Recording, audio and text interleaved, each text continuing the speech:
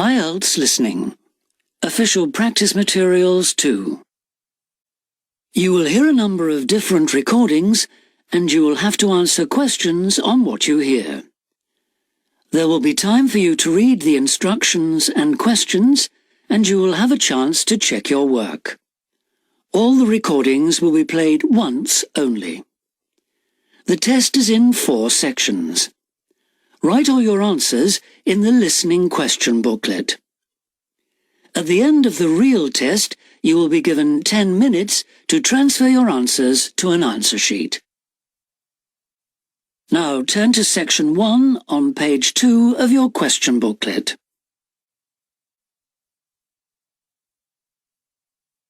Section 1. You will hear a conversation between a customer and a booking officer at a theatre.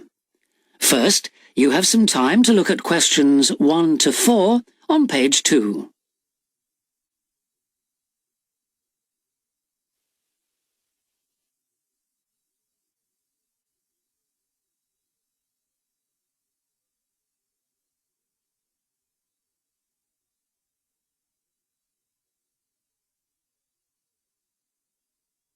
You will see that there is an example that has been done for you.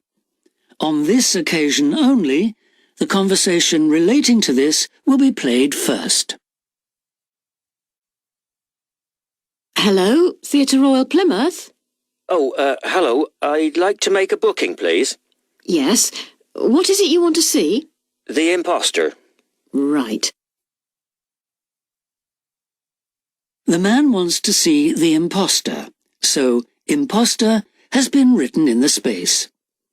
Now we shall begin. You should answer the questions as you listen, because you will not hear the recording a second time. Listen carefully and answer questions 1 to 4. Hello, Theatre Royal Plymouth? Hello. I'd like to make a booking, please. Yes. What is it you want to see? The Imposter. Right. And which day did you want to come? Friday the 25th. Just a moment and I'll check availability on the computer. Oh, sorry, we're fully booked for that performance. Oh dear. What about the following day then? The 26th? Yes, that's okay. We've got 2 performances on that day, one at 3:30 and one at 7. Which would you prefer? Oh, the later one, please. How many people? Well, there are 4 of us. Are there any concessions? Any children? Oh, I'm not sure. My daughters are 15 and 12. Do they get concessions? Only the 12-year-old, I'm afraid. So that's 1 child and 3 adults. Any idea where you'd like to sit? Stalls or circle? Tickets for the stalls are a bit more expensive. £12 for adults and £8.50 for children. The circle costs £10.50 and £6.50. Do you get a good view from the circle? Oh, yes. And in fact, we've got some seats left at the front, if you'd like those. Right. We'll go for those then. Right, that's seats A21 to 24 then. They're very good seats. That sounds fine. So let's see, that comes to £38 altogether for the tickets. How do you want to collect them? Shall I put them in the post? They'd be sent today by first-class mail and there'd be an additional charge of £1 to cover postage and administration. Or do you want to get them from the box office yourself? Oh, yes. Could you send them, please? No problem. That'll be £39 altogether.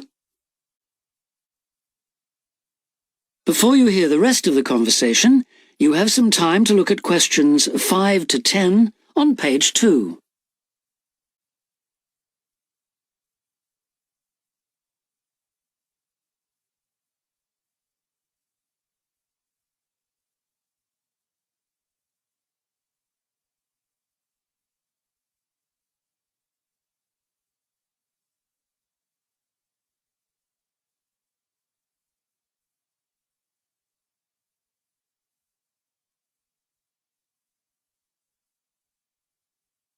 Now listen and answer questions 5 to 10. Could I just take your card details? What kind of card is it? Visa? Switch? MasterCard. OK. And the number? It's 3290 5876 4401 2899. 2899. OK. And the name on the card, please? It's Mr. J. Whitton.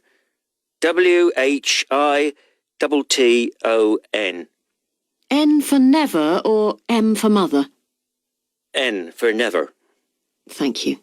And now I've nearly finished, but I just need your address and postcode.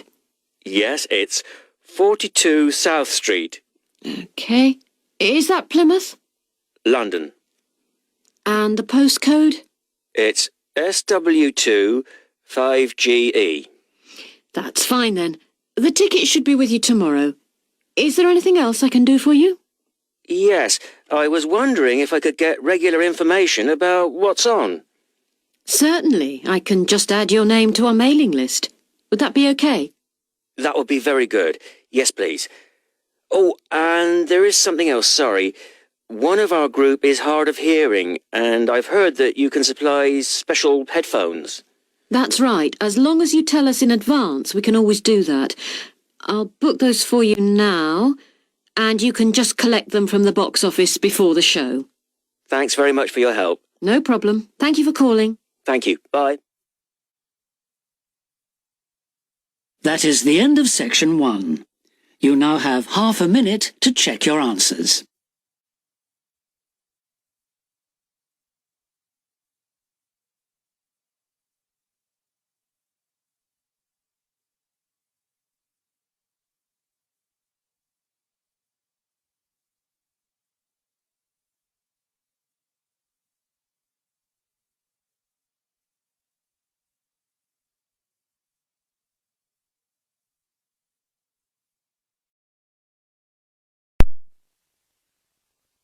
Section 2. You will hear the organizer of a rock festival talking to the exhibitors and performers at a planning meeting. First, you have some time to look at questions 11 to 17 on page 3.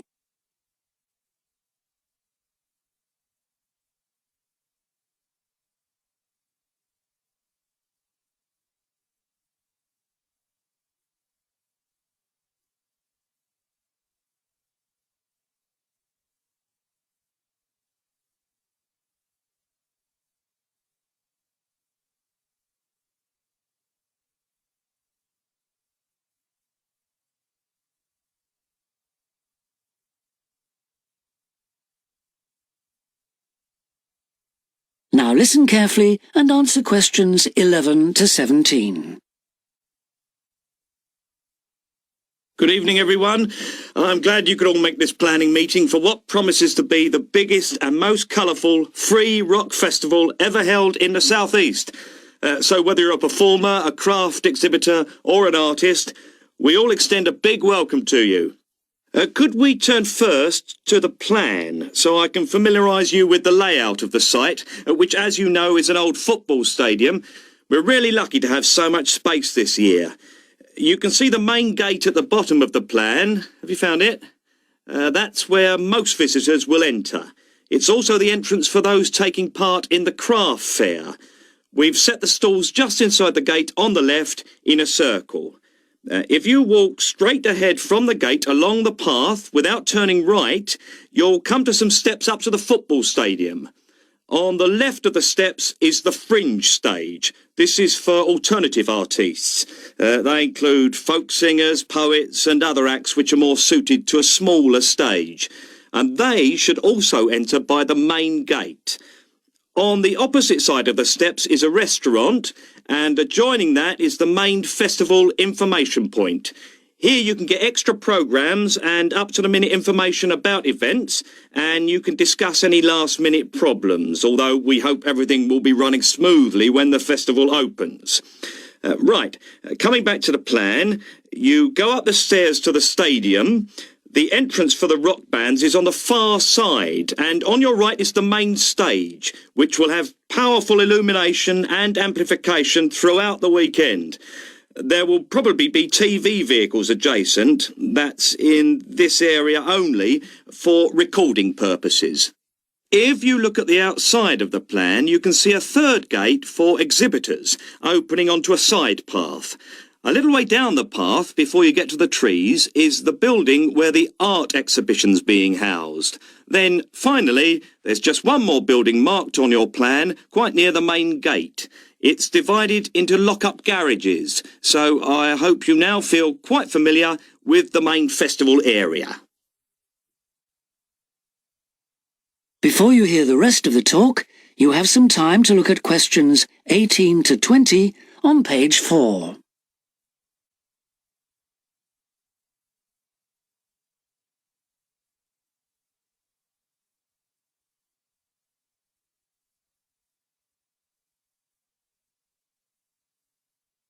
Now listen and answer questions 18 to 20. We also hope that you'll have received your welcome pack. In it you should find 2 parking tickets for yourself and anyone assisting you, an armband to indicate that you are an official visitor, one of our brilliant yellow badges with the new festival logo, a festival programme, and several sheets of information that we'd ask you to study carefully before the event. Please could you note that all setting up of stalls, displays and so on should be completed by 9:30 a.m. and that, unfortunately, we won't be able to allow any vehicles to enter the festival area after that time. Yeah, it's a big site, but even a few vehicles parked in the wrong place can block the paths. With crowds of people, and we are expecting several thousand, this can merely be a nuisance, but if there's an emergency and access for an ambulance is blocked, the situation will become not just annoying, but also dangerous. And don't forget, it could be your mother or your child who needs help. Several exhibitors and craftspeople have asked us if any provision can be made for overnight storage of tables, chairs and display items rather than having to take them home and bring them again. We're pleased to say that a limited amount of space has been made available in the building near the main gate. You'll be issued with a yellow ticket to reclaim your property, similar to the red parking tickets, so do check you bring the right one. But please understand that this is entirely at your own risk, as we can take no responsibility for items lost or damaged.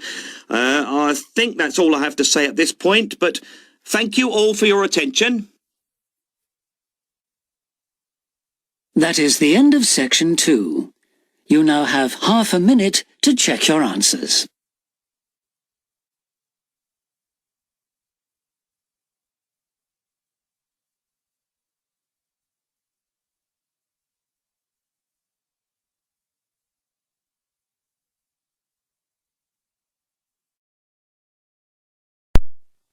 Section 3.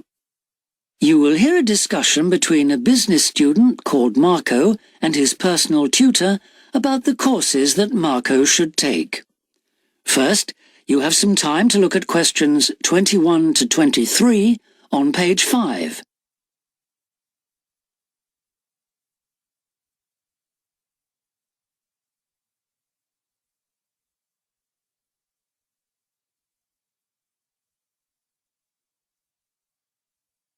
Now listen carefully and answer questions 21 to 23.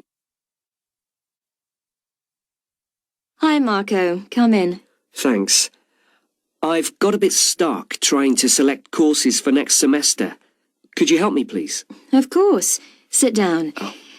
First of all, most people just go for the areas of business that they're interested in, but even if something doesn't look very stimulating, it's important that you can use it once you get a job.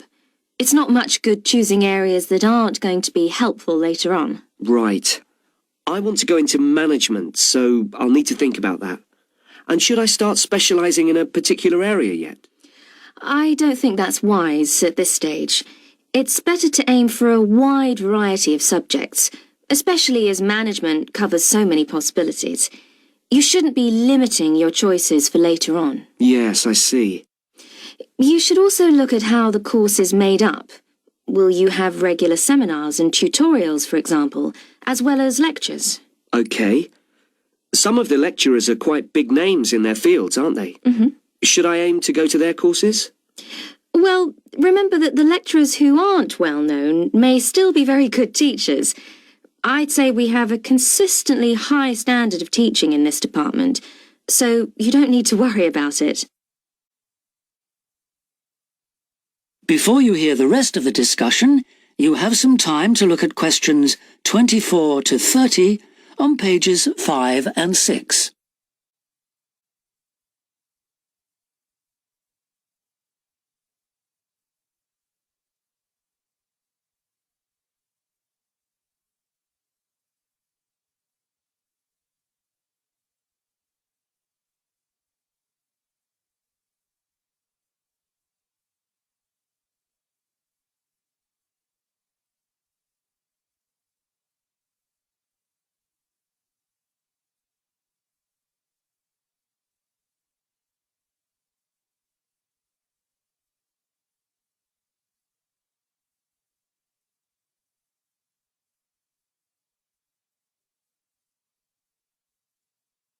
Now listen and answer questions 24 to 30.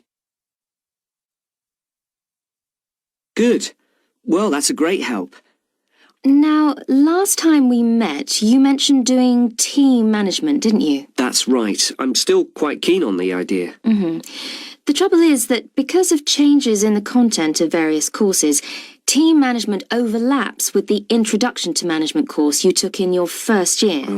So what you learned from it would be too little for the amount of time you'd have to spend on it. I'll drop that idea then. Have you had a chance to look at the outline I wrote for my finance dissertation? I left it in your pigeonhole last week. Yes.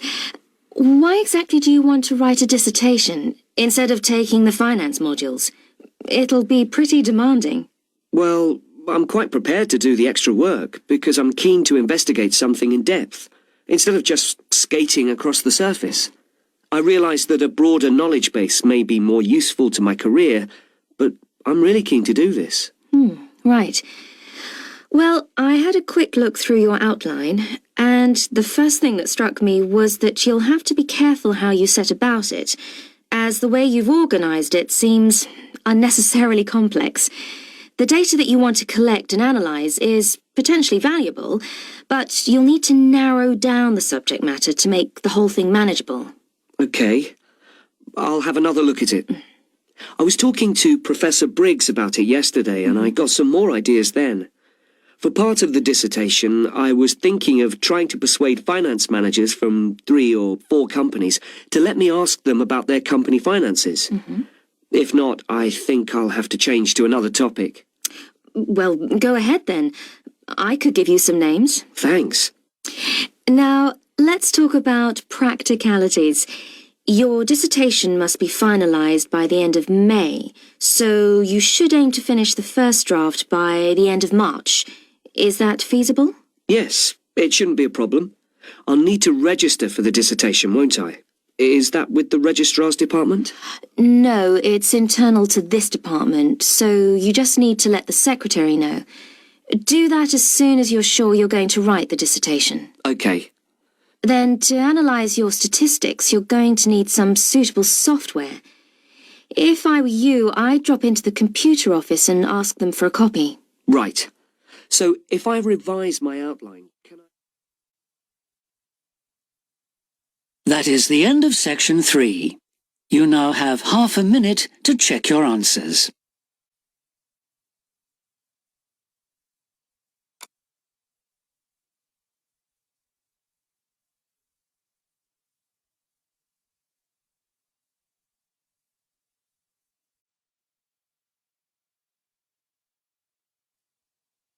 Section 4.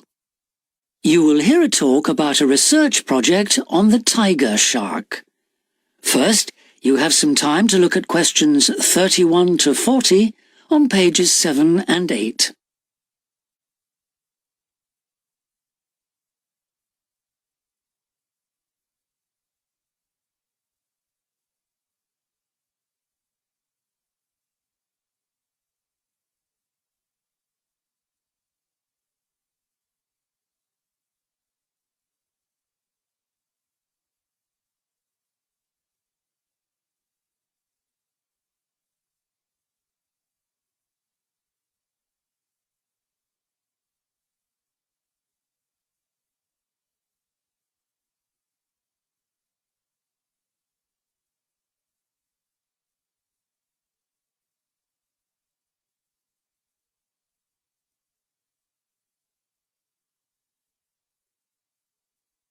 Now listen carefully and answer questions 31 to 40.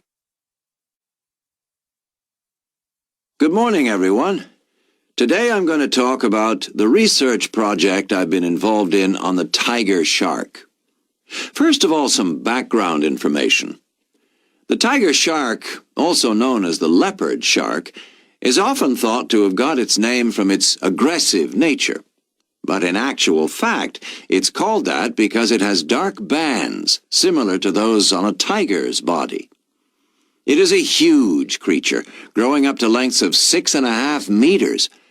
It can be found just about everywhere throughout the world's temperate and tropical seas, but it is most often found along the coast rather than the open sea. In terms of feeding, tiger sharks tend to be most active at night and are solitary hunters. Their preferred prey includes other sharks, turtles, seabirds, and dolphins, to name but a few. However, it's not uncommon to find garbage in its stomach. This is because it tends to feed in areas such as harbors and river inlets, where there is a lot of human activity. Now to the project itself. We are particularly interested in some studies that have been done in the Rain Island area. Observations here have shown that there is a large population of tiger sharks present in the summer during the turtle nesting season. However, during the winter months the sharks disappear. So we decided to do some of our own research there.